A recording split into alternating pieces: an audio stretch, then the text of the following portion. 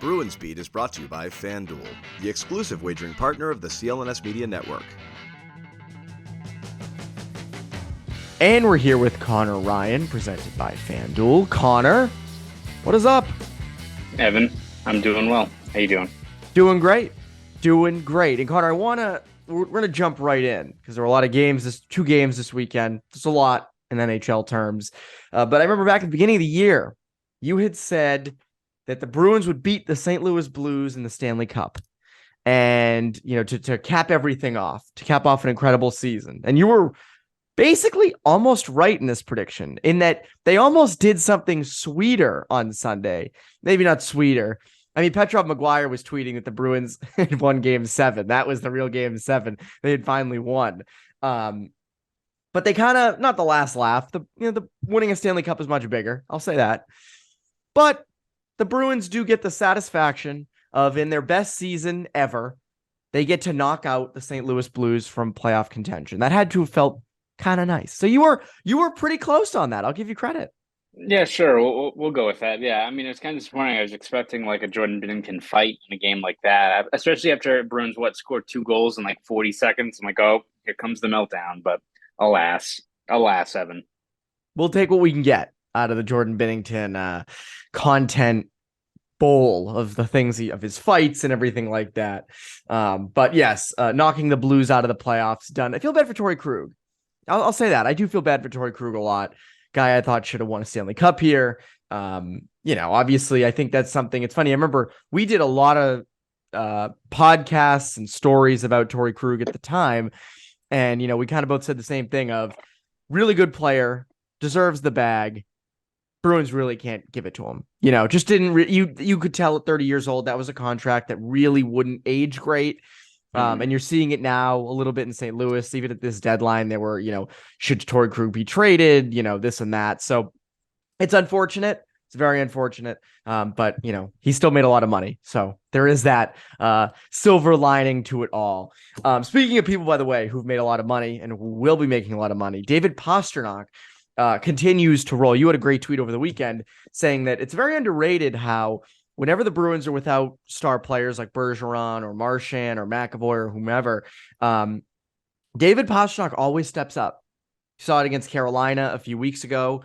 You saw it against Pittsburgh on Saturday, scores a hat trick with some freaking snipes. And then on Sunday with the, he didn't carry the team, but a really nice pass to Tyler Bertuzzi in front of the net.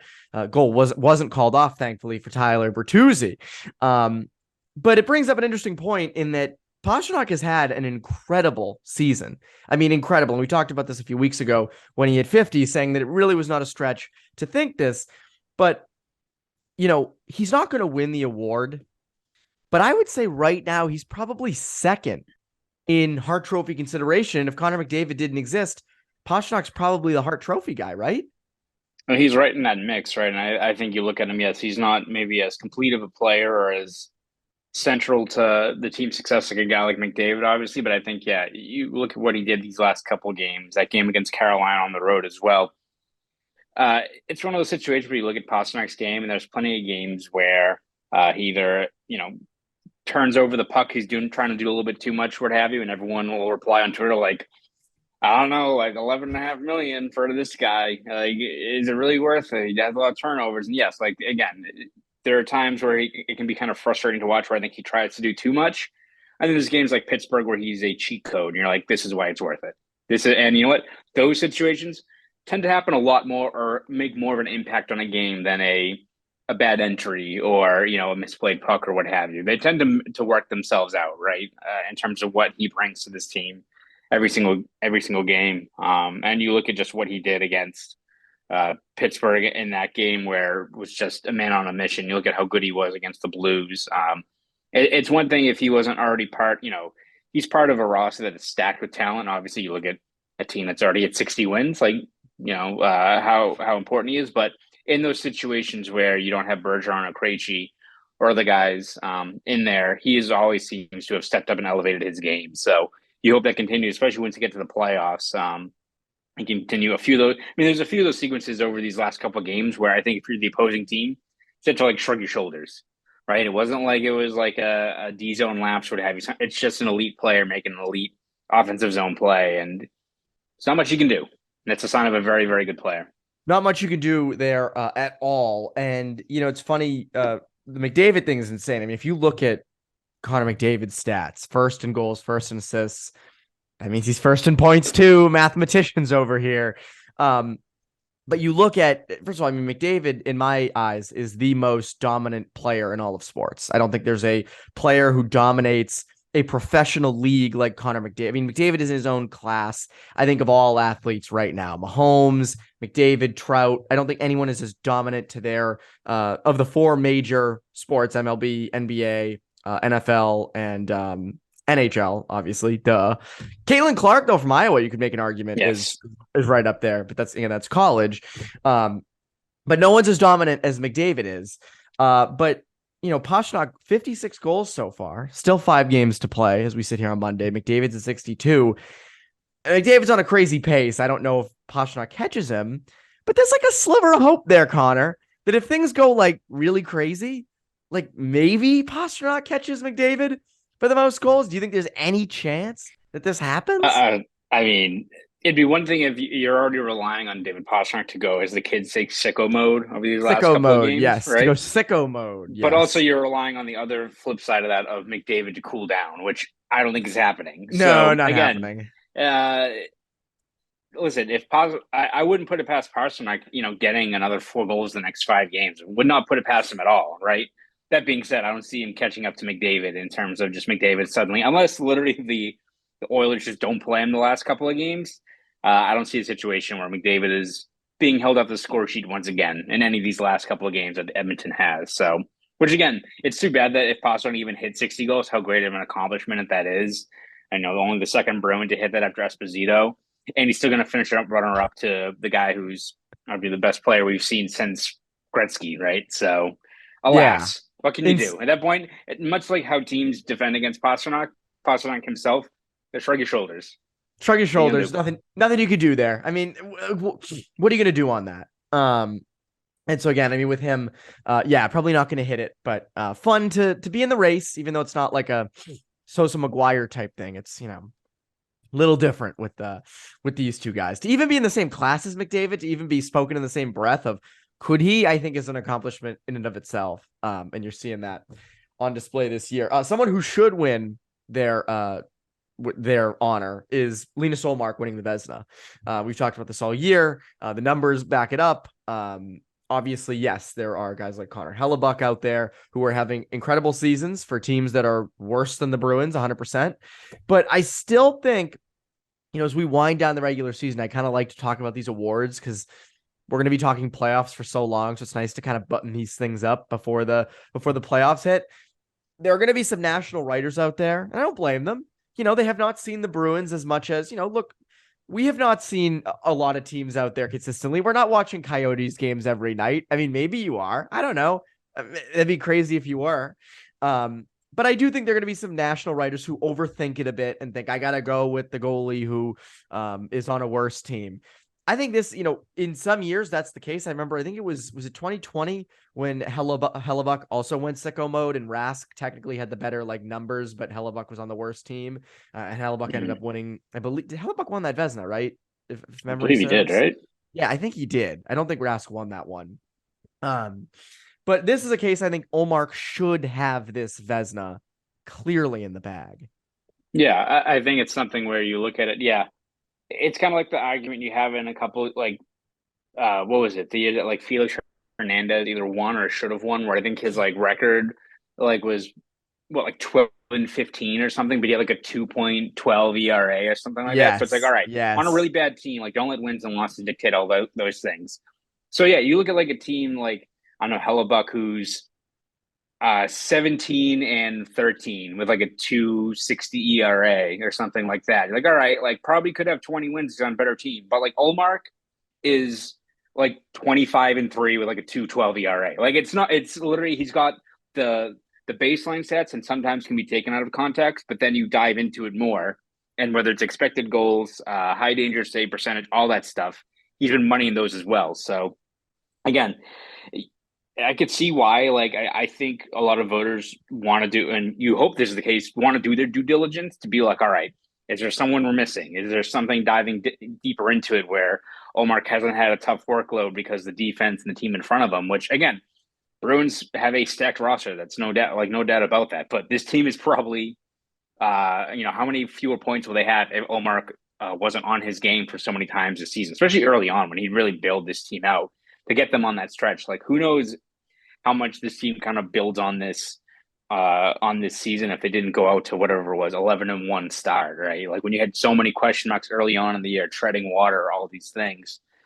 He was key out of the gate there for them. So yeah, it's one where I could see voters wanting to, dive in and assess those situations. You just hope they also look into Ullmark's, underlying numbers as well, because whichever way you want to look at it, record, save percentage, expected goals, all of it makes Ullmark look the clear-cut Vezina winner. And he has a goal. And he has a goal. That helps. That is true. You no, make they a don't. argument. You make a compelling argument, Evan. They don't. But no, I mean, the numbers are just absurd. And, we're going to talk Ullmark and Swayman here in a bit. But again, I don't see how he doesn't win the Vezina. I feel like I'm seeing more and more national people saying he should win the Vezina, that it would shock me if he didn't. Yes. But again, I do think there will be national people who say, hey, I value Hellebuck more and what he did more than a guy like Ullmark. But again, I still think Ullmark should have the Vezina. And it's interesting that a year ago, still the narrative was they should have got someone better. Ullmark's not worth the money. Now looks like he's pretty worth the money. So there is that.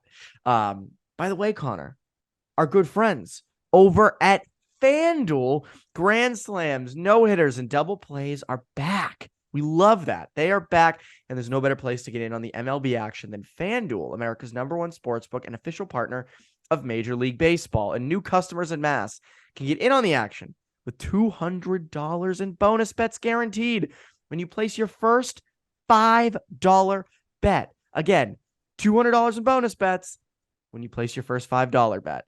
And just sign up at FanDuel.com/Boston. Finally, you can bet on all your favorite sports, from the money line to point spreads to player props and more.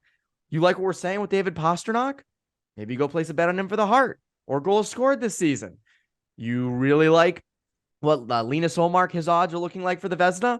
Go place a bet on it. Or the Calder, local kid, Matty Beniers. He's in the mix. Why don't you go do that?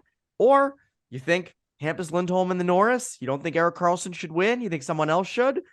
Interesting thing there too. Lots of options, and that's why we love FanDuel. And you can bet on an app that's safe, secure, and easy to use. Super easy to use. Don't miss your chance to get $200 in bonus bets, win or lose. Visit FanDuel.com/Boston and make every moment more. FanDuel, the official partner of Major League Baseball. 21 plus and present in Mass. First online real money wager only. $10 first deposit required. Bonus issued as non-withdrawable bonus bets that expire in 14 days.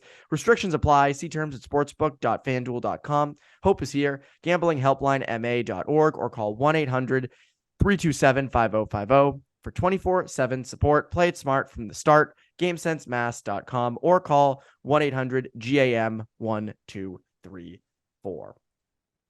Lots of fun stuff that we can talk about. One thing I do want to touch on that we haven't touched on in quite a while, I feel like, is playoffs are going to come around. And as we talked about Linus Ullmark, Ullmark's had such an incredible year, but we talked about this a little bit at the start of the year. He's never played this much. This is a first.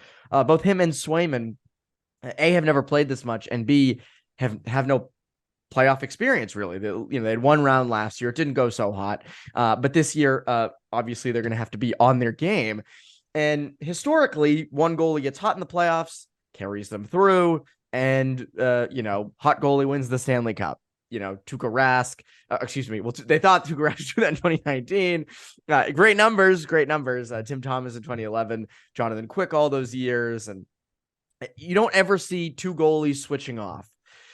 But this is a weird situation for a very unique team in that you have two goalies who are at the top of the league in almost every statistic. They've both been outstanding. Swayman, since January 1st, has completely found his game and has been, terrific. Is there any chance they go back and forth? Because obviously Ullmark is the starter. Ullmark is going to be the guy. But do they say, hey, you know what? Game 4, let's give it to Swayman, is there any chance that happens? I mean, I can only really see it happening if like Ullmark has 2 or 3, or I think probably 2 has to be. You can't have 3 3. that That's starts a in a little row. tough. You're asking unless you're switching series or what have you. But it's going to be tough because I feel like if you look at how Jim Montgomery operates and so much about instilling confidence, I think that's something he's always talks about is being positive, being transparent with his players, always focusing on the positives. If it's something negative, you say it, let it sit for a second, and then focus on the next play, and you kind of build guys up as opposed to tearing them down and having them kind of process the game as it's happening. So it's tough in that regard to have that be your mantra, and then all of a sudden have it be like, all right, Ullmark, like you got game 1, you're a Vezina winner, but like it also will probably be Swayman, and I understand that sucks for Swayman, right, where he's been fantastic, especially over the last half the season since the calendar flipped over to 2023. But if Ullmark is playing at a high level, I don't see it being a situation where you mess with a good thing, right? Like it's I think like with Swayman in the playoffs, you have the best break glass in case of emergency situation, right? There's so many other teams where if a goalie doesn't have, like, look at like the Penguins in the playoffs, that was it 2 years ago with Jari, where you just had a complete meltdown. If that was to happen, the Bruins have a fantastic contingency plan in place. Or was it 2013 when Fleury went down and they had or he wasn't playing once they put in like Thomas Vokoun? Yes, exactly. So if that happens, like the Bruins have a fantastic backup option there, but it's tough when you look at just how good Ullmark has been this year. I still think he's the number 1 goalie, obviously, and in the playoffs, barring like a severe dip in his game, I just don't see it being a situation where, like, let's say the Bruins are going into a pivotal game 5 and Ullmark's been so far, and they switch to Swayman. Like it's something where all of a sudden this new narrative pops up in the middle of this pivotal series of like, all right, they losing faith on Ullmark. Like what's going to happen is Swayman, he hasn't played in 2 weeks. Like, is he cold going into such a pivotal series? Like so many more, avenues for, I don't know if criticism is the right word, but second guessing, all that stuff. It just you get to a messy point in terms of like tangling up those narratives if you hit a section there where you are kind of going back and forth. So I think Ullmark's still the guy. I mean, that's no indictment on Swayman. It's Ullmark's been the best goalie in the league for the best team in the league. So that's how I just kind of see it playing out. But again, it is the playoffs, so who knows what can happen between now and then. A whole lot can change. We talked about an interesting narrative with the trade deadline for many months, and we said, this team is great as is. You don't need to do a lot to it. Don't trade pieces off the current roster if you don't have to, except for guys like Craig Smith. Like, don't break it. It's not, you don't have to fix it. It's fine.